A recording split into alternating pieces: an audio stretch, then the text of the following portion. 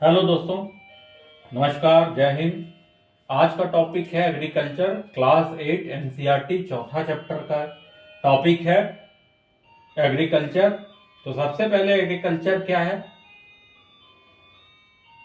कृषि जब हम लोग मिट्टी में करते हैं या पानी में करते हैं या बागान बगीचों में करते हैं तो वो एग्रीकल्चर टर्म कहलाता है। जैसे हम लोग एग्रीकल्चर जो टर्म है उसको लिया गया है किससे? एग्री और कल्चर से, मतलब एग्रीकल्चर, एग्री और कल्चर। तो एग्रीकल्चर अगर हम लोग देखें तो सबसे पहले हम लोग देखते हैं कि यहाँ पर सेरीकल्चर, पीसीकल्चर, विटीकल्चर और हॉर्टिकल्चर। तो सेरीकल्चर में हम लोग रेशम उत्पादन करते हैं, पीसीकल्चर में हम लोग मत्स्य उत्पादन करते हैं, विटीकल्चर में हम लोग अंगूर का खेती करते हैं, हॉर्टिकल्चर में वाणिज्यिक कृषि करते हैं, सब्जी, फल, फूल इत्यादि। सबसे पहले है निर्वाह कृषि। निर्वाह कृषि में एग्रीकल्चर को दो भागों में हम लोग बांट सकते हैं, एक निर्वाह कृषि और एक वाणिज्यिक कृषि। निर्वाह कृषि में क्या होता है कि पारिवारिक आवश्यकता के लिए कम उपज करता है, निम्न स्तरीय कृषि होता है, उसमें श्रम ज्यादा होता है। इसके बाद है गहन निर्वाह कृषि।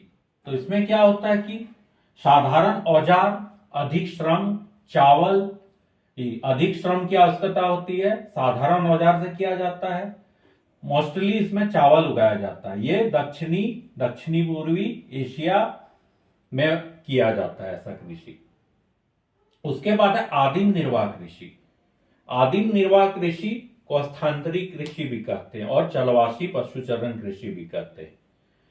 ये कहां पे होता है? अमेजन बेसिन में आप लोग जाएंगे तो वहां देखेंगे, उष्ण कटिबंधीय में अफ्रीका में देखेंगे, दक्षिण पूर्व एशिया में देखेंगे। इसमें भारी वर्षा, वनस्पति पुनर्जनन क्षेत्र, भूखंड को साफ किया जाता है। कर्तन और दहन कृषि इसमें किया जाता है कि पराली जलाना, आप देखते हैं हरियाणा में, राजस्थान तरफ पराली जलाता है। इसमें मोस्टली जो होता है तो मक्का, रतालू, आलू, कसावा का खेती होता है। अब है चलवासी पशुचरण। इसमें क्या होगा? सहारा, अर्ध शुष्क जगह, मध्य एशिया, राजस्थान, जम्मू कश्मीर में आप लोग देखते हैं कि चलवासी पशुचरण मतलब विभिन्न भेड़ बकरियां पाले जाते हैं और कृषि मैदानों में उनके लिए घास फूस ये सब उगाया जाता है। अगर हम लोग कृषि की बात करें तो सबसे पहले हम लोग देखिए भौतिक निवेश करना होता है, ठीक है। सूर्य का प्रकाश, वर्षा, तापमान, मृदा, ये सब इंपॉर्टेंट होता है। उसके बाद अगर हम लोग कॉमर्शियल में चले जाएं तो मानवीय निवेश करना होता है, उसको उसका भंडारण करना होता है, श्रम, मशीनरी, रसायन, जैसे आप लोग भंडारण करते हैं, पैक्स में बेचते हैं या किसी बड़े व्यापारी को बेचते हैं, उसको भंडारित करते हैं। सरकार एफसीआई के द्वारा, फूड कॉर्पोरेशन ऑफ इंडिया, विभिन्न खदानों को खरीदती है और बेचती है। इसमें हम लोग रसायन का भी उपयोग करते हैं। एक अलग टॉपिक है जैविक कृषि, जो आजकल बहुत चलन में आ रहा है। देश में प्रधानमंत्री भी और विभिन्न राज्यों के मंत्री भी इस पे जोर दे रहे हैं विभिन्न जगहों पर। तो रासायनिक खादों के स्थान पर जैविक खाद, जैसे केंचुआ हो गया, ये सब जो होते हैं घर में आप लोग देखते हैं गोबर, ये सब का गोबर का रखता है पूरा टीला एकदम, उसको क्या करता है साल भर रखेगा और उसको फिर कृषि के टाइम जून से पहले उसको खेतों में छिड़काव किया जाता है। तो वो क्या होता है? वो जैविक होता है, वो ज्यादा मतलब यूजफुल होता है, कम मतलब नुकसानदायक होता है। इसमें इसको प्राकृतिक पीड़कनाशी के द्वारा जैविक कृषि में उपयोग में लाया जाता है। अब है हम लोग अगर स्थानांतरी कृषि की बात करें तो इसमें सबसे पहले है कि झूमिंग कृषि आता है। तो क्या ये कहां पे है? तो उत्तर पूर्वी भारत में है झूमिंग कृषि। मिल्पा है मैक्सिको में, रोका है ब्राजील में और लदांग है मलेशिया में। तो झूम रहा है उत्तर पूर्वी भारत मिलके मैक्सिको के साथ। ब्राजील ने इसको रोका तो मलेशिया ने इसको डांग दिया, मतलब डांग से ये किया, प्रहार किया। ऐसे टर्म से याद रख सकते हैं आप लोग।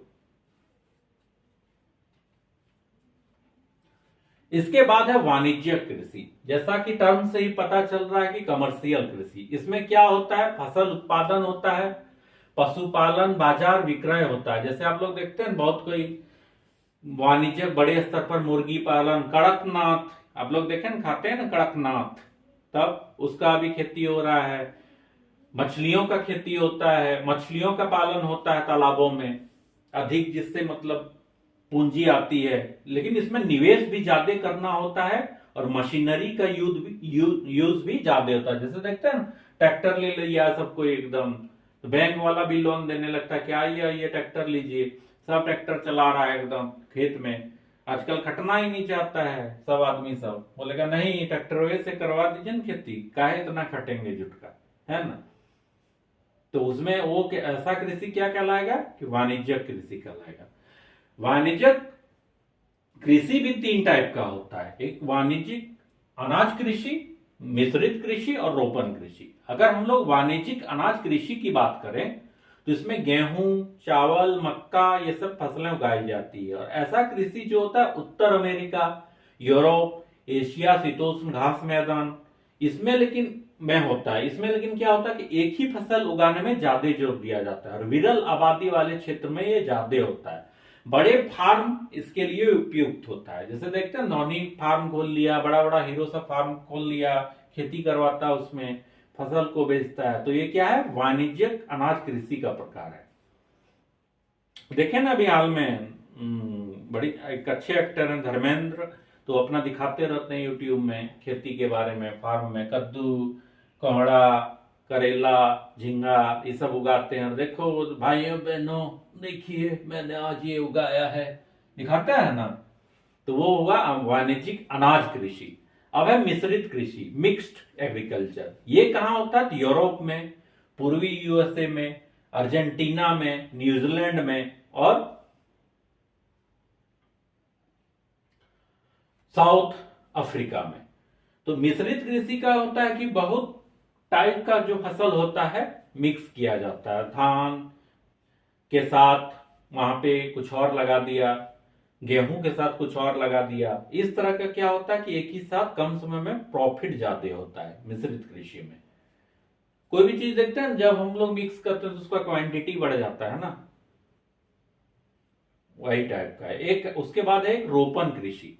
रोपण कृषि का जो प्रकार होता है, जो वाणिज्यिक कृषि का एक प्रकार होता है कि वाणिज्यिक कृषि इसका एक भाई ही मान लीजिए आप रोपण कृषि का। इसमें क्या होगा कि चाय है, कहवा है, काजू है, कपास है, ये सब सारे चीज उगाए जाते हैं। ये बृहद पैमाने पर श्रम पूंजी होता है कि श्रम भी ज्यादा लगेगा और पूंजी भी ज्यादा लगाना होगा। क्योंकि देखते हैं ना कॉफी आप लोग पीते हैं तो एक बार रेस्टोरेंट जाइए ना, आपको एकदम तुरंत छोल लेगा एकदम, वो क्या कहेगा, तो एगो कॉफी दे दिया। कभी कभी आता है कि एगो कॉफी का दाम 1000 रुपया ले लिया, क्यों, क्योंकि ये महंगा है। काजू खाते हैं तो काजू कतली, काजू बर्फी दे दिया तो 1000 रुपया किलो ले लिया। सबको एकदम देना नहीं चाहता है गिफ्ट में, सन पापड़िये देगा गिफ्ट में सस्ता वाला, है ना। उसके बाद कपास, कपास भी अच्छा क्वालिटी का आप लोग कॉटन लेंगे तो महंगा पड़ता है। तो रोपण कृषि में ये वाणिज्यिक कृषि का एक प्रकार है जो महंगा होता है, श्रम पूंजी ज्यादा लगता है। ये कहां पे होता है, तो उष्ण कटिबंधीय प्रदेश में होता है। मलेशिया में जैसे रबड़ उगाया जाता है, ब्राजील में कहवा उगाया जाता है, और भारत और श्रीलंका में चाय। देखते हैं भारत का आदमी बहुत चाय पीता है, सुबह शाम आया गप मारा, बैठा, कोई आ गया गेस्ट, चाय बनाना होगा, चाय बनाओ, चाय पी रहा है एकदम। तो ये वाला जो रोपण कृषि, जब यहाँ चाय पी रहा है बहुत, तो यह क्या होगा, रोपण कृषि। ये है क्लास 8 एनसीईआरटी का एग्रीकल्चर टॉपिक। थैंक्स।